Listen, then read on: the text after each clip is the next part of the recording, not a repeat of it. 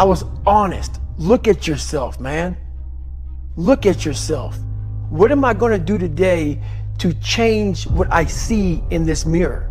How you address it is you face it. You face it every day. You face it every single day of your life. I believe that most human beings are only living at about 40% of their capability.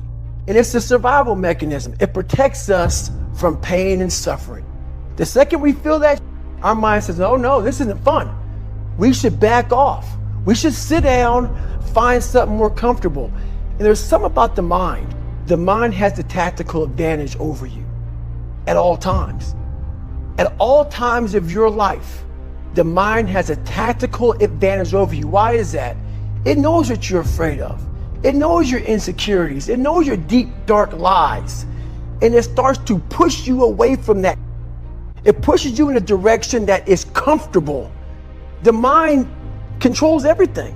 So what I realized was that when I was growing up and I was 300 pounds and I got all fat and I got all insecure, I realized that my mind kept taking me in this direction. When things got uncomfortable for me, when I was facing my insecurities, when I was facing my fears, my mind said, oh no, we have the tactical advantage.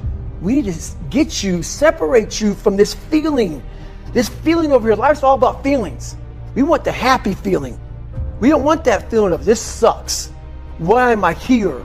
And you don't have any, so you can't answer those questions, so you leave. I started realizing that if in that moment you can answer those up questions and you are now in charge of your brain versus your brain ruling you, that's where all that stuff comes from. So the 40% rule is all of that. You get to 40%, your brain says, we're done. Let's roll, man. This is starting to get painful. This is uncomfortable. So you sit down. So if you know that at 40%, I'm feeling pain. At 40%, I'm feeling pain. That's where the 40% rule kicks in. Now it starts. Okay, I'm feeling pain. My mind's saying all this shit to me. It's saying, get out of here, run, flee. The fight or flight kicks in. Okay, we're done. We're not good enough. It starts telling you all these things. You start to believe it because the mind controls all. This is the time where you have to gain control back of your mind. It's okay, let me see if I can go 45%. And once you start giving yourself more and more hope and start realizing, okay, the mind starts to be, okay, what are you doing? We're supposed to be going right and you're going left. You start then controlling your mind. Start finding more in yourself, and then it goes from 40% to a lot further than that. But that's the start of it though. Get to the spot where your mind is saying stop. Whatever that is, you gotta get there first. And then that's when that starts to work for you. You gotta control yourself in that moment. A lot of people can live with themselves, look in the mirror and say, I'm okay with being afraid. I'm okay with going on this easy highway over here. The easy highway has all these signs and shit, directions, how to get somewhere. And you have to first be uncomfortable with how you feel about yourself. With that voice that a lot of us like to run away from, we all have it. We all have that voice that's saying, hey man, you're kind of wimping out right now. You're kind of being a little punk right now. But a lot of us say, okay, that's okay. It's okay to tell these little white lies to ourselves. So we first have to face the real you. You have to face that in that dark room. In that dark room is who you are. But in that dark room is where you have to create another human being that walks out of that dark room to face who you are. That's the only way you're going to get over all those things. You have to create someone else. Not like you have two different personalities. It is you. But you have to find strength. And that visualization of almost me cracking out Goggins, like I'm coming out a different person, a person that doesn't give a fuck about anything, who doesn't care about being judged, who knows I'm weak, who knows I'm afraid, who says, whatever you think about me, take it, whatever, I'm here. In the dark room, you face yourself, you realize you want to be better, you realize you don't want to be this weak, insecure person in the world who has all these problems that we all have. We all have. Social media is a great platform to tell you who we want to be, not who we are. The second you think that you've overcome it, you climbed Everest, you're on that last hold, and life will say, not today. And it'll push you down.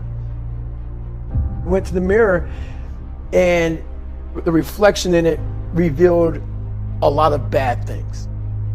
And I'm looking at myself in the mirror going like, God, dog, dude, you are something else, man. Like, you have created a character. It wasn't me.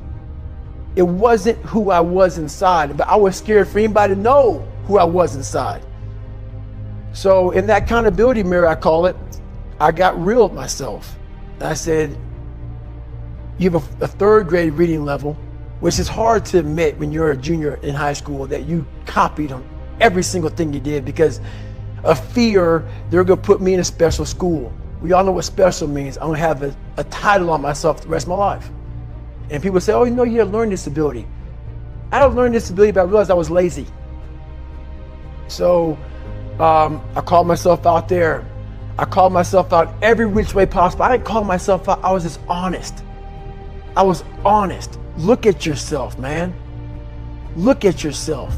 And it was that day, in a couple of days after that, I just got real with myself. And every day I came home, I called it the accountability mirror. What am I gonna do today to change what I see in this mirror? I had to really wear this layer of skin. I had to develop a really calloused skin on me to take whatever you're gonna call me, you're gonna call me. But whoever I am, you're gonna see me. You're gonna see me for who I am, because I need to change who I'm not. And that accountability mirror just became raw. And when I became fat over the years, because I fell back in the hole, I called myself fat, because I was fat. And people don't want to do that. They want to say, oh, don't call yourself fat. Don't call yourself dumb. If you're not real and raw with who you are, nothing's going to change. And in this nice new world that we live in, we want to hear, you're just a little big. No, man, you might be fat. And it's okay to hear that from yourself and from everybody else. So that's where it started at. And it's raw. It gets ugly sometimes with me in that mirror, but I'm also proud of myself to be able to tell myself that and then fix what's in that mirror. So the first thing about it is, once you realize it, and you have to realize it, you got to call yourself out.